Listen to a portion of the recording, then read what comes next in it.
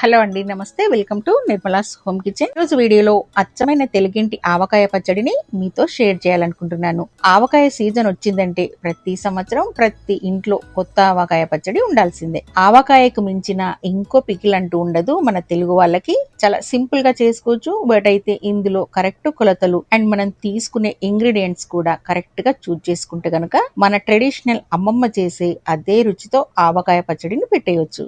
Last year కూడా మన ఛానల్లో ఆవకాయ పచ్చడిని డీటెయిల్డ్ గా ఎక్స్ప్లెయిన్ చేస్తూ ఆవకాయ పచ్చడిని వీడియో చేశాను. అయితే ఈ రోజు వీడియోలో మీ అందరి కోసం ఈ ఆవకాయ పచ్చడిని ఎలా చేసుకోవాలో చూపించేస్తాను. ముందుగా ఆవకాయ పచ్చడికి కావలసిన ఇంగ్రీడియంట్స్ లిస్ట్ చూద్దాము. పచ్చి మామిడికాయ ముక్కలు, కారం, కల్లుప్పు, పసుపు, ఆవాలు, మెంతులు, వెల్లుల్లిపాయలు, పల్లి నూనె. నెక్స్ట్ ఇప్పుడు ప్రాసెస్ చూద్దాము. పచ్చడి చేసుకోవాలనుకునే రోజు ఉదయాన్నే 1 గంట పాటు ఆవాల్ని, కల్లుప్పుని, మెంతుల్ని కూడా ఎండలో పెట్టుకోవాలి.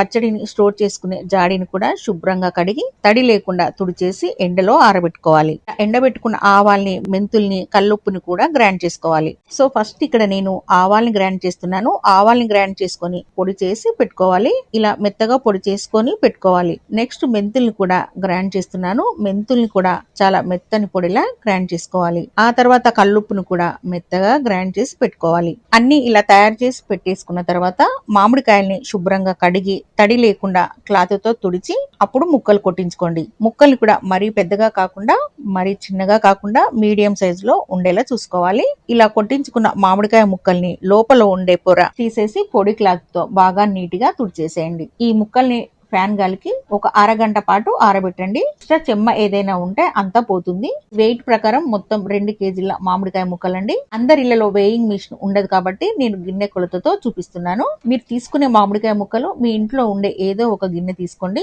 ఆ గిన్నెతో 4 గిన్నెలు వచ్చేట్టుగా చూసుకోండి. అదే గిన్నెతో మిగిలినవన్నీ ఇంగ్రీడియంట్స్ కూడా కొలుచుకోవచ్చు. మీరు తీసుకునే గిన్నె కూడా పైనుంచి కింద వరకు ఒకేలాగా ఉండాలి. కింద సన్నగా పైన పెద్దగా ఉండేలా కాకుండా ఒకేలా ఉండాలి. ఈ గిన్నెతో 4 గిన్నెల దాకా ముక్కలైతే వచ్చాయండి. 2 కేజీల ముక్కలకి మీకు దాదాపుగా 1 లీటర్ దాకా ఆయిల్ అయితే పడుతుంది. ఇక్కడ మనం పచ్చి నూనెనే వాడతాము, వేడి చేసిన నూనె కాదు.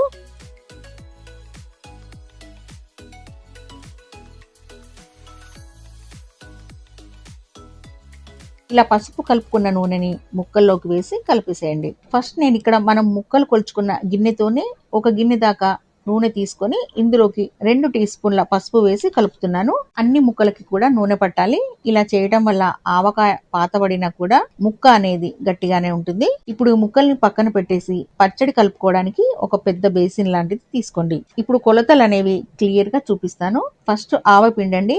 ఆవపిండి వచ్చేసి 100 గ్రాములు తీసుకోండి. ఆవపిండి ఎక్కువ ఇష్టపడే వాళ్ళు 150 గ్రాముల దాకా కూడా వేసుకోవచ్చు. నెక్స్ట్ కారం అండి. ఇది 300 గ్రాములు తీసుకోవాలి. గిన్నెతో నిండుగా తీసుకోవాలి. ఇది పచ్చళ్ళ కారం, బాగా స్పైసీగా ఉండదు, మీడియం గా ఉంటుంది. నెక్స్ట్ మెంతిపిండి వచ్చేసి 2 టేబుల్ స్పూన్లు అండి. అంటే వెయిట్ లో వచ్చేసి 20 నుంచి 25 గ్రాములు. ఉప్పు వచ్చేసి 300 గ్రాముల దాకా కల్లుప్పు తీసుకోవాలి. తర్వాత 250 గ్రాముల దాకా వెల్లుల్లిపాయలని తీసుకోవాలి. వెల్లుల్లిపాయల్ని ఒక 100 గ్రాముల దాకా వేస్తున్నాను. మిగిలినవి మిక్సీ జార్ లో వేసి కొంచెం కోర్స్ గా బ్లెండ్ చేసి ఇందులో వేసేసుకోండి. ఇప్పుడు ఇవన్నీ కూడా ఇలా బాగా కలిసే విధంగా కలిపేసేయండి.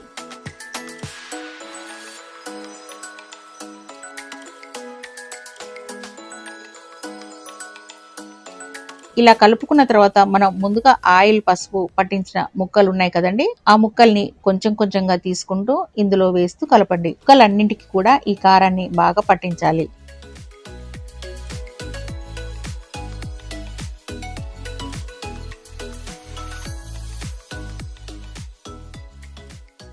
ఆ తర్వాత ఎక్స్ట్రా ఉంచిన ఆయిల్ ని కూడా వేయాలి. అంటే లిటరల్ గా 1 లీటర్ ఆయిల్ ని తీసుకున్నాం కదా, సో మిగిలిన ఆయిల్ ని కూడా వేసేసి అంతా బాగా కలిపేసేయండి.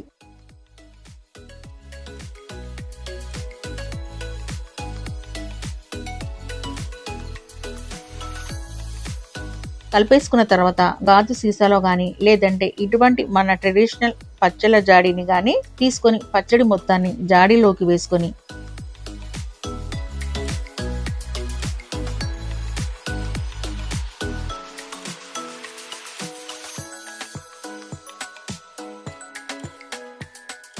పైన మూత పెట్టేసి ఒక కాటన్ క్లాత్ ని గట్టిగా చుట్టి పెట్టేసేయండి. 3-4 రోజుల పాటు ఈ పచ్చడిని ఊరనివ్వాలి.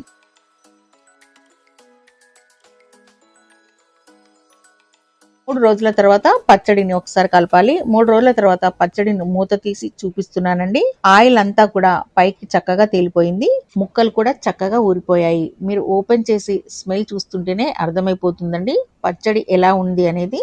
పచ్చడి మొత్తాన్ని కూడా ఒక పెద్ద బేసిన్లోకి మళ్ళీ తిరిగి వేసుకోవాలి. అంతా కలిసే విధంగా మళ్ళీ తిరిగి కలుపుకోవాలి. ఇలా కలుపుకున్న తర్వాత మరొకసారి టేస్ట్ చూసుకొని ఉప్పు సరిపోకపోతే ఉప్పును వేసి కలుపుకోవచ్చు.